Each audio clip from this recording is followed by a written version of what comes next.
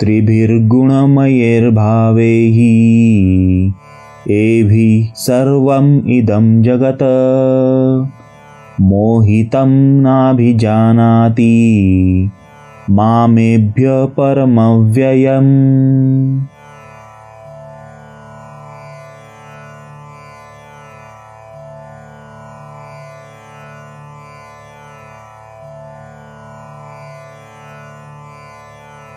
ही संसार दशा काय म्हणून?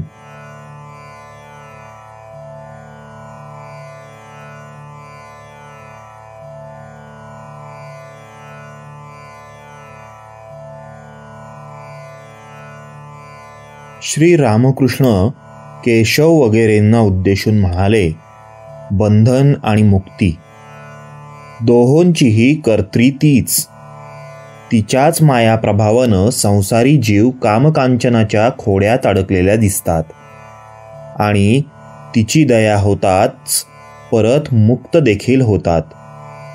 ती भवबंधन हारिणी भवतारिणी असे म्हणून गंधर्वालाही लाजवणाऱ्या आपल्या मधुर कंठाने ते रामप्रसादांचे एक गाणे म्हणू लागले.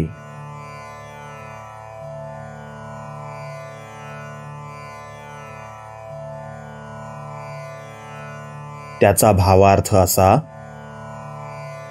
श्यामा माते, या संसाराच्या भर बाजारात तू पतंग उडवीत आहेस.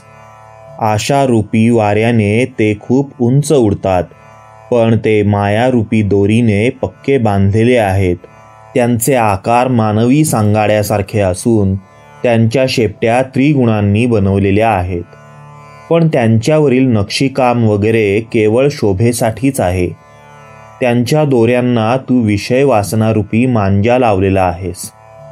लाखो पतंगापैकी फक्त 1-2च काटले जातात आणि त्यावेळी मग तू त्यांच्याकडे बघत आनंदाने टाळ्या पिटतेस. रामप्रसाद म्हणतो की ते कटलेले पतंग अनुकूल वाऱ्याने भरकन भवसमुद्राच्या पार जाऊन पडतील.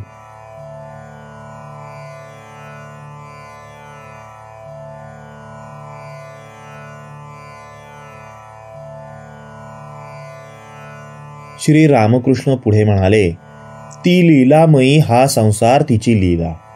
ती इच्छामयी आनंदमयी. लाख जणांतून एखाद्यालाच मुक्त करते. ब्राह्मभक्त म्हणाले, महाराज, तिनं मनात आणल्यास साऱ्यांनाच मुक्ती मिळू शकेल का? बरं, मग तिनं आम्हाला संसारात जखडून ठेवलं असेल का?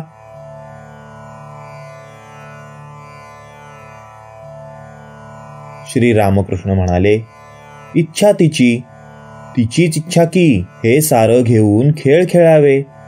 लपंडावात भोज्याला आधीच हात लावून दिल्यास मग पळापळ करावी लागत नाही. पण सारेच गडी असं शिवून देतील तर मग खेळच कसा चालणार? सगळ्यांनीच शिवून टाकल्यास भोज्या झालेला गडी नाखुश होतो. खेळ चालू राहिल्यास स्वारी मोठी खुश.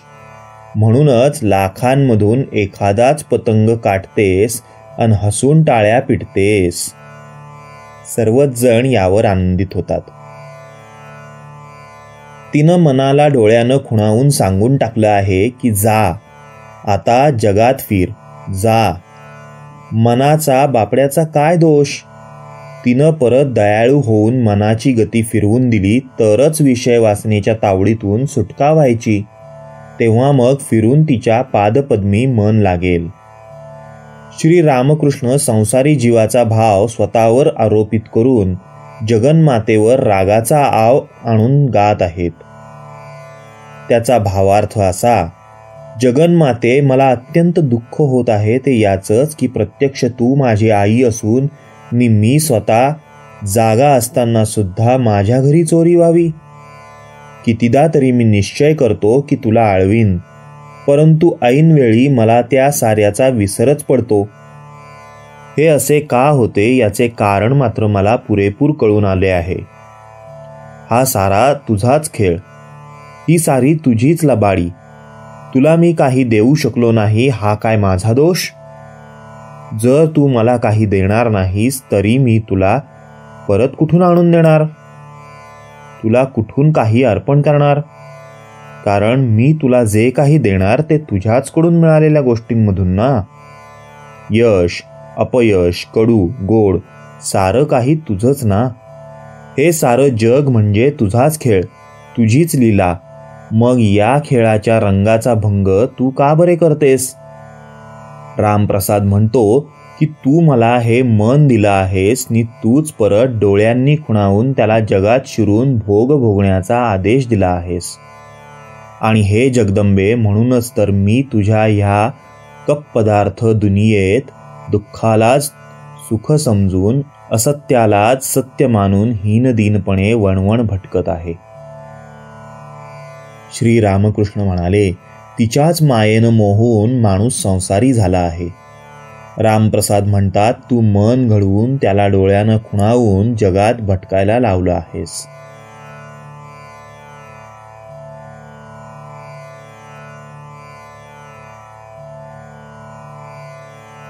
कर्मयोगासंबंधी उपदेश, संसार व निष्काम कर्म.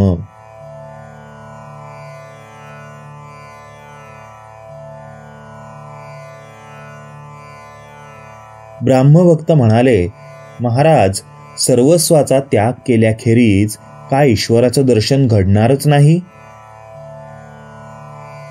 श्री रामकृष्ण यावर साहास्यवदनाने म्हणाले, छे छे छे, असं कोणी म्हटलं? तुम्हाला सर्वस्वाचा त्याग करायची जरूरच नाही. तुम्ही लोक तर छान मजेत आहात. हेही आहे न तेही आहे. गाजराचे गाजर अन पुंगीची पुंगी. मजा आहे तुमची. नक्स नावाचा पत्त्यांचा खेळ आहे ना ठाऊक? जास्त मार्क मिळवून मी खेळातून निघून गेलो आहे. तुम्ही लोक मात्र चाणाक्ष, कुणाचे 10, कुणाचे 6 तर कुणाचे 5च. 17पेक्षा कुणीच जास्त मिळवलेले नाहीत. म्हणूनच माझ्यासारखा बादही कुणी होऊन बसलेला नाही. खेळ चालूच आहे, हे तर चांगले.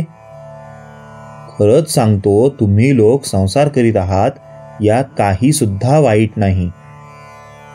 इतकंच की मन ईश्वराच्या पायाला ठेवायला हवं. तसं नसेल तर मात्र जमणार नाही. एका हातानं सारी कामं करा आणि दुसऱ्या हातानं परमेश्वराला धरून ठेवा.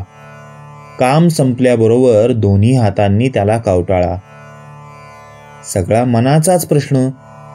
मनामुळेच बंधन आणि मनामुळेच मुक्ती. तुम्ही त्याला द्याल त्या रंगाचं ते होईल. जणू धोब्याकडून आलेला कपडा. लाल रंग चढवा, लाल होईल. निळा रंग चढवा, निळा होईल. हिरवा चढवा की हिरवा कपडा तयार. ज्या रंगात बुचकळाल तो रंग चढेल. लांब कशाला?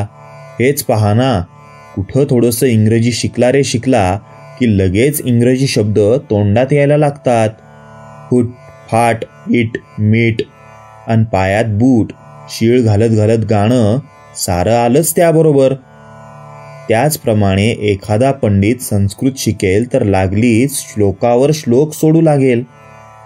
मनाला कुसंगतीत ठेवाल तर त्याच पद्धतीचं बोलणं चालणं, आचार विचार होऊन जातील. भक्तांच्या सहवासात ठेवाल तर ईश्वर चिंतन, भगवत कथा हे सारं घडू शकेल. सारं मनावरच अवलंबून. एका बाजूला बायको, दुसऱ्या बाजूला मुलगी. एकीला एका तर दुसरीला अगदी दुसऱ्याच भावनेनं कुरवाळतो. मन तेच.